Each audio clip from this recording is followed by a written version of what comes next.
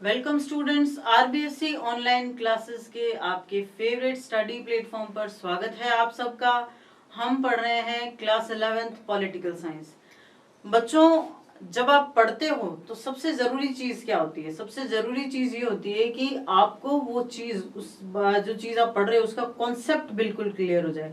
खास करके जब आप ह्यूमैनिटीज पढ़ते हो, जब आप कला वर्ग के कोई सब्जेक्ट पढ़ते हो, चाहे वो राजनीति विज्ञान हो, सोशल साइंस, जो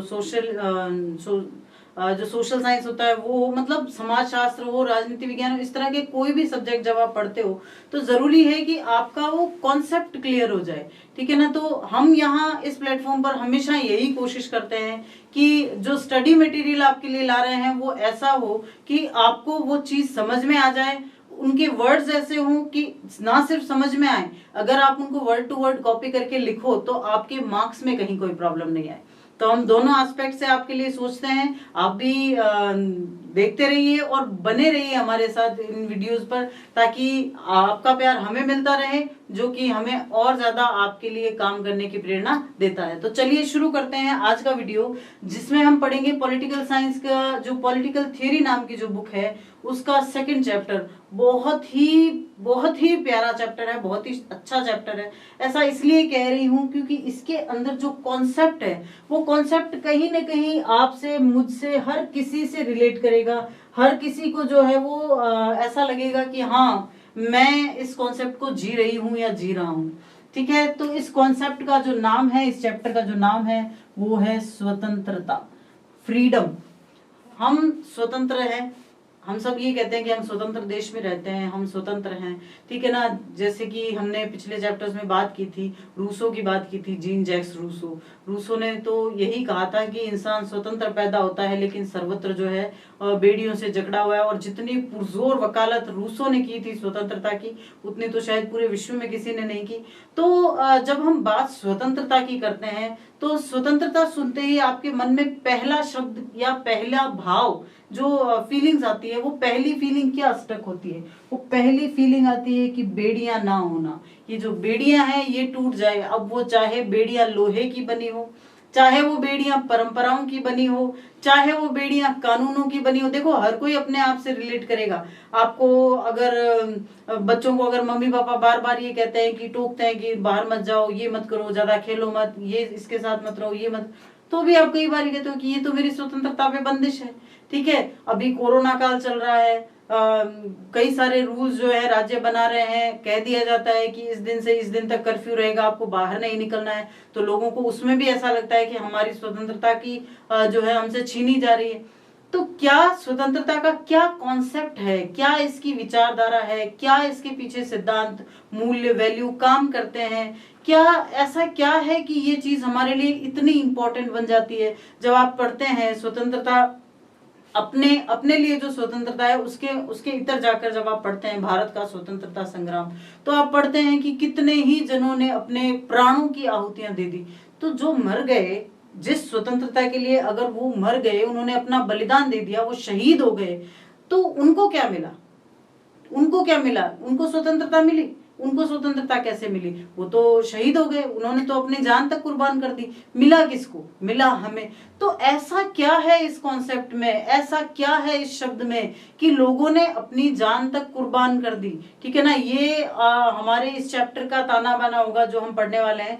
लेकिन आपके लिए कुछ क्लैरिफाई कर दूं, कई बच्चे ये कंफ्यूज रह जाते हैं कि स्वतंत्रता, या एक फैक्ट ये भी है कि ह्यूमैनिटीज लेने वाले कई बच्चे ये सोचते हैं कि हम तो जैसे निबंध लिखते हैं वैसे लिख देंगे, क्या ही है। ऐसा कुछ नहीं है। जब आप स्पेशली साइंस नाम से किसी सब्जेक्ट में पढ़ते हो, पॉलिटिकल साइंस है और उसमें भी पॉलिटिकल थियरीज है, यानी आप सिद्धांत पढ़ रहे हो। सिद्धांत क्या होते हैं? सिद्धांत वो होते हैं जो जांचे परखे किसी विश्वसनीय स्रोत से लिए गए हों, जिनका बाकायदा समाज पर अध्ययन किया गया हो। ठीक है ना? तो आप ऐसी चीजें पढ़ रहे हैं तो उनका ऑथेंटिसिटी होना भी उतना ही जरूरी है। उतना ही जरूरी है कि आप देखो कि उस शब्द को कैसे आप इंटरप्रेट कर रहे हो, देखो कि आप उस बात को कैसे दूसरे तक पहुंचा रहे हो, देखो कि आप उस चीज को कितना खुद समझ पा रहे हो, देखो कि आप उसको कैसे लिख रहे हो, क्या जो लिख रहे हो वो परफेक्ट, वो एग्जैक्ट है कि नहीं है। ये सब चीजें भी आपको ध्यान में रखनी है, ठीक है ना। तो चलिए शुरू करते हैं। सबसे पहले आज मैं आपको यही बताऊंगी कि हम इस चैप्टर में पढ़ेंगे क्या। इस अध्याय के अध्ययन के बाद आप क्या समझेंगे, आप क्यों इस चैप्टर का अध्ययन करो। जब बोल दिया कि स्वतंत्रता का मतलब है बेड़िया ना होना, तो आप क्यों इस चैप्टर का अध्ययन करो, क्या ही ऐसा है कि इस चैप्टर को हम आगे आगे पढ़ते जाएं। सबसे पहले आप ये समझेंगे कि व्यक्ति और समाज दोनों के लिए स्वतंत्रता का महत्व क्या है, कितनी इंपॉर्टेंट है, चाहे वो इंडिविजुअल के लिए हो, चाहे वो पूरी सोसाइटी के लिए हो। फ्रीडम जो है वो कितना इंपॉर्टेंट कॉन्सेप्ट है, ये चीज समझेंगे। फिर आप ये समझेंगे कि स्वतंत्रता के सकारात्मक और नकारात्मक आयामों में अंतर की व्याख्या। सपोज आपके पापा या आपकी मम्मी आपको रेस्ट्रिक्शंस लगाए दे रहे हैं, आपको इतने बजे से इतने बजे तक पढ़ना है, आपको ये करना है, आप तो एक पॉइंट पर जाकर आप सोचेंगे कि ये क्या है, ये मेरे को फ्रीडम नहीं है बिल्कुल भी, ये अपनी मर्जी से करा रहे हैं। लेकिन क्या वो अपनी जगह गलत है, क्या आप अपनी जगह पूरी तरह सही हो। तो यानी कि ये जो सही गलत सकारात्मक नकारात्मक के बीच का ये जो अंतर्द्वंद है ना, ये जो डिलेमा चल रहा है ना, इसकी खोजबीन, इसकी जांच पड़ताल इस चैप्टर में की जाएगी। फिर है हम ये समझ पाएंगे कि हानि सिद्धांत का क्या मतलब है। एक सिद्धांत, एक कॉन्सेप्ट जो बहुत ही शानदार तरीके से दिया हुआ आपके चैप्टर में, जिसका नाम है हानि सिद्धांत, उसकी भी व्याख्या आपकी इस चैप्टर में की जाएगी। So after studying this chapter, you should be able to understand the importance of freedom for even for individual and for societies both. We are going to understand how important the freedom is for us. Then explain the difference between the negative and positive dimensions of freedom. We are going to study both the dimension, the negative dimension and the positive dimension about freedom. Explain what is meant by the harm principle. It is a principle made in the criteria of freedom, and we are going to learn what the principle is and how does it work. तो ये सब चीजें हम इस chapter में आगे pursue करने वाले हैं, ठीक है। तो चलिए चलते हैं आगे। अब हम पढ़ते हैं कि स्वतंत्रता के आदर्श क्या है। देखो बच्चों, जब हम स्वतंत्रता पढ़ लेते हैं ना, तो जैसा कि मैंने आपको वीडियो के शुरू में कहा कि ऐसा क्या ही है इस शब्द में, ऐसा क्या है कि लोगों ने अपनी जान कुर्बान कर दी और उन्हें मिला क्या। अगर भगत सिंह फांसी पर चढ़ गए, सुखदेव फांसी पर चढ़ गए, राजगुरु फांसी पर चढ़ गए, तो ऐसा क्या मिला उन्हें। उनका परिवार उनसे बिछड़ गया, एक माँ ने अपना बेटा खो दिया, बहुत आशाएं जिससे हो सकती थी आगे जाकर। भगत सिंह चाहते, इतने पढ़े लिखे थे, तो आगे जाकर कोई अच्छे अगर अंग्रेज अधिकारी किसी के अंडर में रहते तो शायद बड़े ऑफिसर भी बन जाते, बहुत पैसे कमा लेते। तो क्या ही था ऐसा जो कि उन्होंने इस शब्द के नाम पर, आजादी के नाम पर अपनी जान तक दे दी। तो ये सब चीजें जो है ना, वो हमें तब समझ आती है जब हम उन आदर्शों को, उन चीजों को समझने की कोशिश करते हैं। देखो, वैल्यू एक अलग चीज है और फैक्ट एक अलग चीज होती है। यहाँ जब हम थ्योरीज पढ़ते हैं तो इन थ्योरीज में फैक्ट तो पढ़ेंगे, लेकिन फैक्ट के साथ ये पढ़ेंगे कि उन वैल्यूज को उन थ्योरीज के, उन फैक्ट्स के साथ कनेक्ट कैसे किया जा सकता है, कैसे उन मूल्यों को, कैसे उन सिद्धांतों को समाज पर लागू किया जा सकता है, उस समाज पर जिस समाज में अच्छे लोग भी हैं, बुरे लोग भी हैं। अब एक छोटा सा एग्जाम्पल ये है कि अगर मैं ये कह दूं कि मैं एक आजाद देश की निवासी हूं, मुझे कुछ भी बोलने का अधिकार है, तो क्या यहाँ आपके इस इतने शानदार प्लेटफॉर्म पर खड़े होकर मैं अब्यूजिव वर्ड्स यूज कर सकती हूँ? क्या ये अच्छा होगा? सबसे पहले तो क्या मैं यूज कर सकती हूँ? हाँ, मैं यूज कर सकती हूँ, मुझे कोई नहीं रोकेगा। लेकिन क्या ये ठीक होगा? क्या ये उन लाखों बच्चों के प्रति मेरी जिम्मेदारी पर कुठाराघात नहीं होगा जो ये चाहते हैं कि मैं उनको पढ़ाऊं, या फिर वो कोशिश करते हैं कि मेरे द्वारा इन कॉन्सेप्ट्स को समझ सके। तो यानी कि जब हम अपनी स्वतंत्रता का यूज करते हैं तो उस यूज को करने के साथ साथ हमारे साथ कुछ जिम्मेदारियां भी आ जाती है। लेकिन ये स्वतंत्रता का कॉन्सेप्ट जो निकल के आता है, किस तरह से लोग उस स्वतंत्रता के कॉन्सेप्ट को अपना आदर्श बना लेते हैं, किस तरह से लोग स्वतंत्रता के लिए सब कुछ ऐसा कुछ करने को गुजर जाते हैं कि हम जिसकी कल्पना भी नहीं कर सकते। तो इसके लिए शुरू में ही आपकी 2 केस स्टडीज दी गई हैं। पहली है नेल्सन मंडेला की और दूसरी है आंग सान सू की। तो ये केस स्टडीज देखते हैं और देखते हैं कि कैसे इन्होंने अपने अपने नजरिए से स्वतंत्रता या फ्रीडम को इंटरप्रेट किया। पहली केस स्टडी है नेल्सन मंडेला की। आप सबने इनका नाम सुना होगा। ये है नेल्सन मंडेला, जो कि दक्षिण अफ्रीका के हैं। इनको दक्षिण अफ्रीका का गांधी भी कहा जाता है, क्योंकि इन्होंने वहां के लिए वही काम किए जो कि गांधी जी ने हमारे देश के लिए किए। दक्षिण अफ्रीका जो देश है वो पहले जो है ब्रिटिश आधिपत्य में था, और वहां से ब्रिटिशर्स के हटने के बाद वहां अपार्टहेड जो है वो बहुत ज्यादा काम करने लग गया। कहने का मतलब कि जो रंग भेद है, रंग भेद वहां लागू हो गया। रंग भेद का मतलब है कि बहुसंख्यक लोग जो थे वो अश्वेत थे, उनका रंग काला था, और जो अल्पसंख्यक थे वो श्वेत थे, गोरे रंग के, गोरी चमड़ी वाले लोग थे। उन्होंने अपने आप को सुपीरियर मानना शुरू कर दिया। उन्होंने कहा कि हम बेस्ट हैं, चाहे वो स्टडी ले लीजिए, चाहे वो शासन ले लीजिए। इवन यहाँ तक भी होता था कि ट्रेन में जिस डब्बे में श्वेत लोग बैठे हैं वहां अश्वेतों को घुसने की इजाजत नहीं थी। चाहे होटल हो, चाहे सिनेमा हॉल हो, चाहे स्कूल हो, चाहे चर्च गिरजाघर ही क्यों नहीं हो, हर जगह भेदभाव किया जाता था। और इतनी बुरी तरीके से वो भेदभाव होता था कि किसी का भी जो है वो दिल बिल्कुल दहल जाए, इस तरह से उनके साथ भेदभाव होता था। नौकरियों में उनके साथ भेदभाव होता था, खाने पीने की चीजों तक के लिए उनके साथ भेदभाव होता था। उनकी तनख्वाह उनको अच्छे ज्यादा योग्यता होने के बावजूद भी उनको कम तनख्वाह दी जाती थी। तो ये जो भेदभाव होता था, इसके खिलाफ खड़ा हुआ ये व्यक्ति, इसका नाम है Nelson Mandela.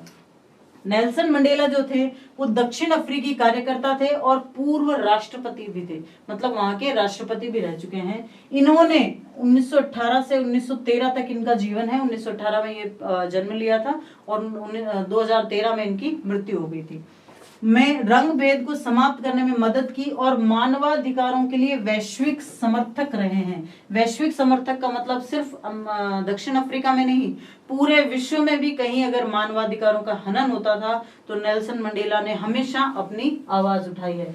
The south African activist and former president Nelson Mandela from 1918 to 2013 helped bring an end to apartheid and has been a global advocate for human rights। Nelson Mandela जो थे वो हमेशा मानवाधिकारों के लिए लड़े।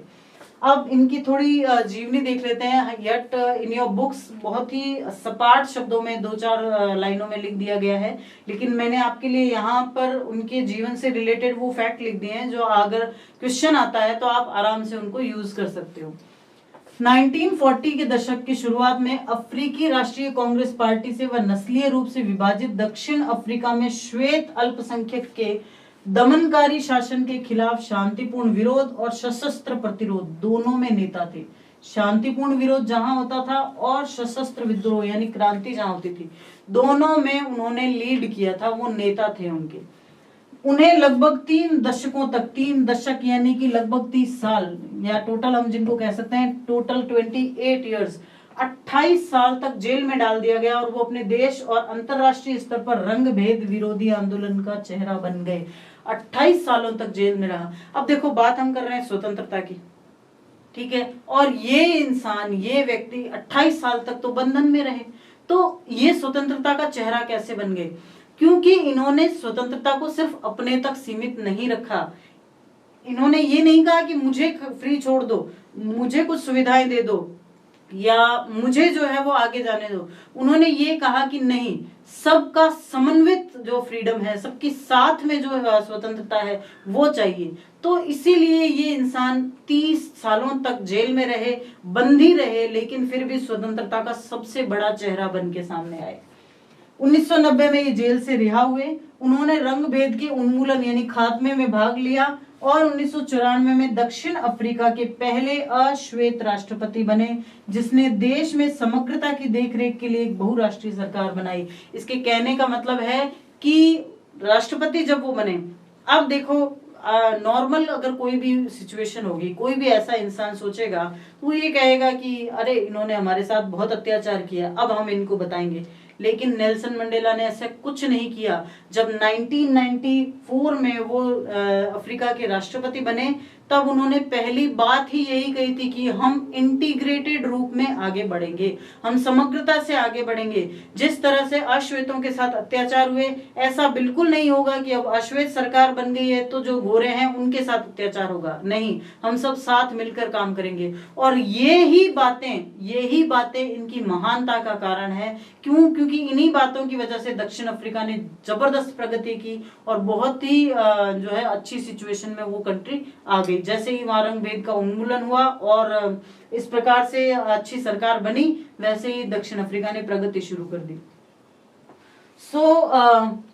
A member of African National Congress Party beginning in 1940s, he was a leader of both peaceful protests and armed resistance against the white minority oppressive regime in a racially divided South Africa.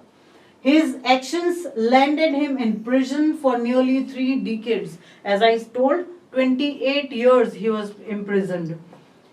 3 decades, and made him the face of the apartheid movement both within his country and internationally.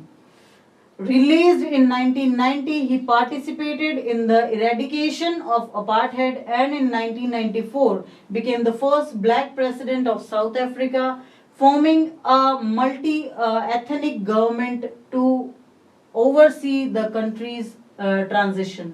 देखो, जब सरकार बनी, जब तक गोरों की सरकार थी, श्वेतों की सरकार थी, तब तक सिर्फ गोरों की सरकार थी। लेकिन जब नेल्सन मंडेला ने अश्वेत सरकार बनाई, तो उन्होंने सिर्फ अश्वेत सरकार नहीं बनाई, उन्होंने क्या किया, समग्रता की देखरेख के लिए सरकार बनाई। उन्होंने मल्टी एथनिक सरकार बनाई, मल्टी एथनिक गवर्नमेंट बनाई। मल्टी एथनिक का मतलब क्या होता है कि जिसमें सभी जातियों को, सभी जो प्रजातियां हैं उनको समग्र रूप से उनका प्रतिनिधित्व मिले। तो इसीलिए जो मंडेला है उनको इतना महान कहा जाता है। 1999 में राजनीति से सेवानिवृत्त होने के बाद वह अपने देश और दुनिया भर में शांति और सामाजिक न्याय के लिए एक समर्पित कार्यकर्ता बने रहे। 2013 में उनकी मृत्यु 95 वर्ष की आयु में होने तक, यानी कि 2013 में जब वो 95 इयर्स के थे, तब तक 1999 में जब उन्होंने रिटायरमेंट लिया, तब से लेकर 2013 तक वो लगातार इस प्रकार की चीजों के विरोध में काम करते रहे। वो लगातार पूरी दुनिया में जो है मानवाधिकारों के लिए काम करते रहे। नेल्सन मंडेला की जो ये बुक है, जिसका नाम है लॉन्ग वॉक टू फ्रीडम, ये नाम बहुत इंपॉर्टेंट है, आपको लर्न करना है, याद रखना है ये नाम। इस बुक में इन्होंने अपनी पूरी जर्नी को बताया है कि किस प्रकार इन्होंने अपनी ये यात्रा शुरू की और किस प्रकार इस यात्रा में वो सफल रहे। तो क्या हुआ ऐसा, क्यों नेल्सन मंडेला ने क्यों किया ये सब? ये सब उन्होंने किया फ्रीडम के लिए, ये सब उन्होंने किया स्वतंत्रता के लिए। स्वतंत्रता जो इनका एकमात्र जो लक्ष्य था वो यही था कि स्वतंत्रता, किस प्रकार इस रंग भेद की बेड़ियों को तोड़ा जाए, किस प्रकार अपार्टहाइड को जो है इरेडिकेट किया जाए, ये उनका पहला लक्ष्य था। तो नेल्सन मंडेला की ये केस स्टडी हमें बताती है कि स्वतंत्रता सिर्फ एक शब्द नहीं है, सिर्फ एक छोटा मोटा सिद्धांत नहीं है, ये एक पूरी जीवन शैली है जो इंसान एक या दो इंसानों या एक या दो समाजों के लिए नहीं है, बल्कि पूरे वैश्विक परिदृश्य के लिए है। ठीक है, तो आप इसका स्क्रीनशॉट ले लीजिए, फिर हम बात करते हैं अगले केस स्टडी की।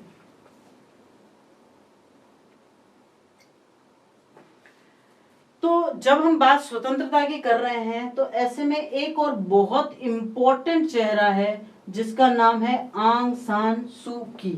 ठीक है ना, बहुतों ने इनका नाम सुना है, बहुत फेमस है ये, म्यांमार से रिलेट करती हैं, जिसको बर्मा के नाम से भी जाना जाता है। ठीक है ना, आंग सान सू की जो है वो उन्होंने अपनी पूरी लाइफ बंधनों में जिए, लेकिन लड़ाई स्वतंत्रता के लिए की है। कैसे बंधनों में जिए कि वो लंबे समय तक अपने घर में नजरबंद रही। उनके पिता जो थे, जिनका नाम था आंग सान, वो बर्मा के लिए, म्यांमार के लिए ठीक वैसे ही हैं जैसे हमारे लिए महात्मा गांधी। उनको बर्मा का जो है फादर ऑफ द नेशन कहा जाता है, राष्ट्रपिता कहा जाता है इनके पिता आंग सान को। उन्होंने बर्मा की स्वतंत्रता के लिए लंबी लड़ाई लड़ी और बर्मा की स्वतंत्रता के बाद उसके विकास के लिए काम किया। तो इनकी पुत्री थी आंग सान सू की, और वो भी उसी तरह अपने पिता के ही पदचिन्हों पर चलती रही। उनके पिता को यानी आंग सान को जो है वो उनको विरोधियों के द्वारा षड्यंत्र के द्वारा हत्या करवा दी गई और बाद में वहां फौजी शासन लागू कर दिया गया। तो आंग सान सू की ने जब से समझ पकड़ी तब से उन्होंने स्वतंत्रता के लिए लड़ना शुरू किया, उन्होंने लोकतंत्र के लिए लड़ना शुरू किया, उन्होंने लोगों के अधिकारों के लिए लड़ना शुरू किया। तो ऐसे में जब सरकार उनके विचारों को और उनकी आवाज को नहीं दबा पाई तो क्या किया गया? She was remained under house arrest for a long time, बहुत लंबे समय तक, कोई 20 से 25 साल तक इनको घर में नजरबंद रखा गया। नजरबंद होने का मतलब वो घर से कहीं बाहर नहीं जा सकती थी, सिर्फ अपने घर में रह सकती थी। और क्या क्या किया गया इनके साथ? अपने बच्चों से अलग, अपने पति से मिलने में असमर्थ, जब वो कैंसर से मर रहे थे। इनके पति और बच्चे जो थे वो ब्रिटेन में रहते थे उस समय, लेकिन वो उनसे मिलने तक नहीं जा सके। क्यों? क्योंकि इनको पता था कि अगर एक बार मैं यहाँ से चली गई तो यहाँ की ये जो तानाशाही सरकार है ये मुझे वापस म्यांमार में घुसने नहीं देगी, मेरे लोगों के लिए मुझे लड़ने नहीं देगी। तो इनको अपने परिवार, अपने बच्चों और अपने पति से भी ज्यादा परवाह, अपने इन सब चीजों से भी ज्यादा जो ध्यान था वो अपने लोगों का था, उनकी स्वतंत्रता का था, और इसलिए वो उन सब से दूर हो गई, लेकिन उन्होंने स्वतंत्रता की लड़ाई जारी रखी। Separated from her children, unable to visit her husband when he was dying of cancer. उनकी एक महत्वपूर्ण बात क्या है कि उन्होंने अपनी स्वतंत्रता को अपने लोगों की स्वतंत्रता से जुड़ा हुआ देखा। She saw her freedom as connected to the freedom of her people. उन्होंने ये नहीं कहा कि भाई मैं स्वतंत्र हो जाऊं, वो चाहती तो हो ही सकती थी, वो चाहती तो ब्रिटेन चली जाती, हालांकि वापस नहीं आने देते, कोई बात नहीं, वो ब्रिटेन की नागरिकता लेके एक स्वतंत्र जीवन, अच्छा जीवन जी सकती थी। लेकिन उन्होंने इसके बजाय अपने लोगों को स्वतंत्र करवाना, क्योंकि अगर वो एक चली जाती तो जो लाखों लोग उनके भरोसे पर थे उनका आसरा कौन रहता। तो इसकी वजह से उन्होंने अपनी स्वतंत्रता को छोड़ा और लोगों की स्वतंत्रता को चुना। उन्होंने ये कहा कि मेरी जो स्वतंत्रता है वो मेरे लोगों की स्वतंत्रता से जुड़ी हुई है। एक बहुत ही इंपॉर्टेंट कोट है इनका, कथन है इनका, जो आपकी बुक में भी मेंशन किया हुआ है कि मेरे लिए वास्तविक स्वतंत्रता भय से मुक्ति है। मतलब स्वतंत्रता का अर्थ इन्होंने क्या बताया है कि भय से मुक्त हो जाना, किसी भी प्रकार का डर नहीं होना। इसीलिए देखो आप, इनकी बुक का नाम क्या है? Freedom from fear. Freedom from fear, ये दोनों बुक्स के नाम आपको याद करने हैं। नेल्सन मंडेला की बुक है लॉन्ग वॉक टू फ्रीडम, और इनकी आंग सान सू की बुक का नाम है फ्रीडम फ्रॉम फियर। तो मेरे लिए वास्तविक स्वतंत्रता भय से मुक्ति है, और जब तक आप भय से मुक्त नहीं रह सकते तब तक आप एक सम्मानजनक जीवन नहीं जी सकते। ये इनका कोटेशन है जो आपको वर्ड बाय वर्ड याद रखना है। For me real freedom is freedom from fear, and unless you can live free from fear you can not live a dignified human life. ये इनका बहुत ही मशहूर कोटेशन भी है और आपकी बुक में भी मेंशन किया हुआ है। अब डर किससे? भाई देखो, भय से मुक्ति है, मुक्ति यानी स्वतंत्रता, तो ये भय क्या है? ये भय किससे है? ये भय की इन्होंने परिभाषा देते हुए कहा था कि हमें अन्य लोगों की राय से या अधिकार के रवैये से या किसी समुदाय के सदस्यों की प्रतिक्रियाओं से नहीं डरना चाहिए। यदि हम कुछ कहना चाहते हैं तो हमारे अंदर उस बात को सबके सामने रखने का सामर्थ्य होना चाहिए। यानी भय किस चीज से? भय ना तो हमें किन्हीं दूसरों के ओपिनियन से फर्क पड़ना चाहिए। अगर हम सही रास्ते पर अपना सही कार्य कर रहे हैं तो हमें दूसरों से ज्यादा एक्सपेक्ट भी नहीं रखनी चाहिए और डरना भी नहीं चाहिए। We must not be afraid of the opinions of other people or the attitude of authority or of the reactions of the members of communities to the things we want to do, of the ridicule of our peers or speaking our minds। ये मतलब कि जब हम किसी चीज को कहना चाहते हैं, चाहे अगर हम कोई काम कर रहे हैं और वो अपने लिए नहीं करके किसी और के लिए कर रहे हैं, लोगों के लिए कर रहे हैं, पूरे सोसाइटी के लिए कर रहे हैं, तो उसमें डर कैसा? तो यही है वो डर जिससे हमें मुक्ति प्राप्त करनी है, और ये मुक्ति ही क्या कहलाती है? ये मुक्ति ही स्वतंत्रता कहलाती है। तो ये जो दो स्वतंत्रता के जो सेनानी हैं, जो आदर्श हैं, उनकी केस स्टडी हमने देखी कि किस तरह से ये दोनों खुद लंबे समय तक इम्प्रिजन रहे, लंबे समय तक कैद में रहे, लेकिन इन्होंने लड़ाई दूसरों की स्वतंत्रता के लिए लड़ी। तो आगे के वीडियोस में हम ये डिस्कस करेंगे कि ऐसा क्या है इस स्वतंत्रता में, क्या है इसका मीनिंग, क्या है इसकी रियलिटी, क्या इसमें ऐसा चार्मिंग है कि लोग अपने जीवन कुर्बान कर देते हैं, अपनी जान कुर्बान कर देते हैं और फिर भी इस स्वतंत्रता के लिए लड़ते रहते हैं। आज के वीडियो में बस इतना ही। इससे आगे के चैप्टर में हम डिस्कस करेंगे कि क्या है स्वतंत्रता, हानि सिद्धांत क्या है, नेगेटिव और पॉजिटिव मीनिंग्स क्या हैं, गांधी जी का स्वराज क्या है। बहुत ही शानदार, बहुत ही अच्छे क्वेश्चंस बनने वाले हैं, तो आप बने रहिएगा हमारे साथ, ताकि आपके लिए जो कॉम्प्रिहेंशन, ये जो कॉम्प्रिहेंसिव सब्जेक्ट जो आपने लिया है उसमें हम आपकी हेल्प कर सकें। और अगर कुछ समझ में नहीं आए इनमें से, तो आप क्वेश्चन पूछ सकते हैं हमसे, हम कोशिश करेंगे कि आपका जवाब दें। तो लाइक कीजिए वीडियोस को, शेयर कीजिए और कमेंट कीजिए। बने रहिए हमेशा हमारे साथ। Thank you.